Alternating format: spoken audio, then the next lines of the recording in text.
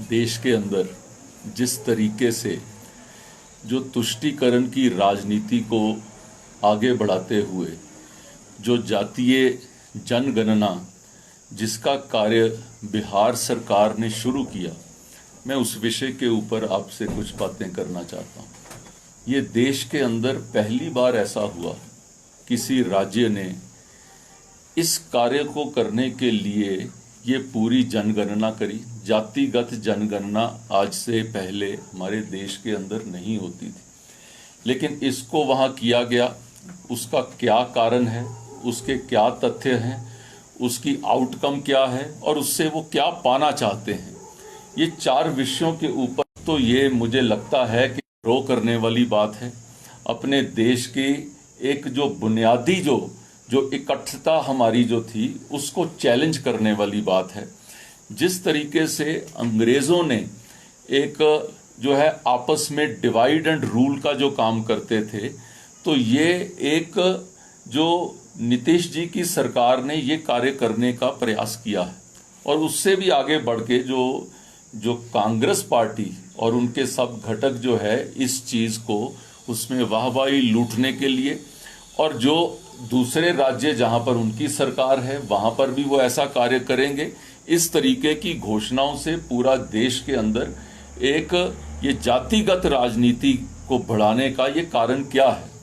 इसके लिए अगर आप थोड़ा सा इसके अंदर स्टडी करने का प्रयास करेंगे, आप पाएंगे कि जब आज़ादी से पहले ऐसा क्या होता था कि कहीं अंग्रेज़ जो है वो 2 भागों के लोगों को आपस में लड़ाते थे और अपना राज स्थापित करने का प्रयास करते थे। और मुझे लगता है कि यही एक तरीका ये कांग्रेस और उनके बाकी घटक इसको इस्तेमाल करने का प्रयास कर रहे हैं। बहुसंख्यक वर्ग को उसको डिवाइड करने का प्रयास जो है वो किया जा रहा है।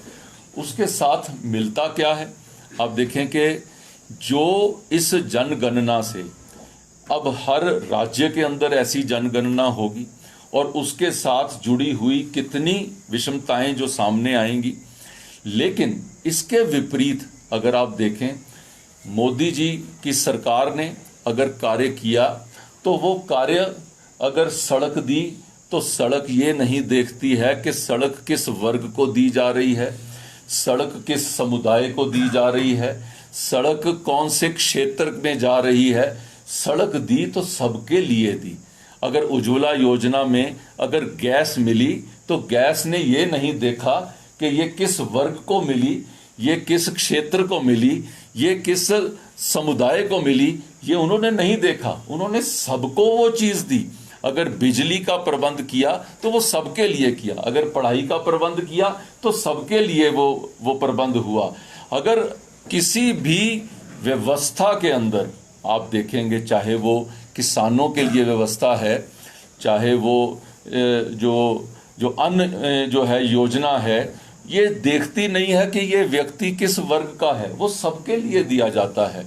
लेकिन अब इन्होंने जिस तरीके से ऐसी योजना बनाकर ये किया है, मुझे लगता है कि ये बड़ा संदेहास्पद में आता है और कांग्रेस पार्टी उसको सपोर्ट कर रही है, जो मुझे लगता है कि एक हमारे देश का जो एक बेसिक फैब्रिक है ये उसको क्वेश्चन करने का प्रयास किया जा रहा है। जो हिमाचल से जुड़ा हुआ कि यहाँ पर जिस तरीके से पिछले 10 महीने के अंदर जो कांग्रेस की सरकार जो लॉ एंड ऑर्डर की सिचुएशन, चाहे वो चंबा वाला विषय लें, चाहे हम हमीरपुर का विषय लें, और चाहे ओवरऑल सारे यहाँ पे राज्य का विषय लें, आज हम चारों तरफ ऐसा महसूस कर रहे हैं कि आम जन भी जो इस सुक्खू जी के राजपाट के अंदर अपने आप को महफूज नहीं समझ रहा,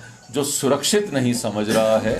आज लॉ एंड ऑर्डर की स्थिति जो है इस पूरे राज्य के अंदर जो ऐसे लेवल पे चली गई है कि अगर उसको देखा जाए तो ये एक बहुत ही निम्न स्थिति पर है।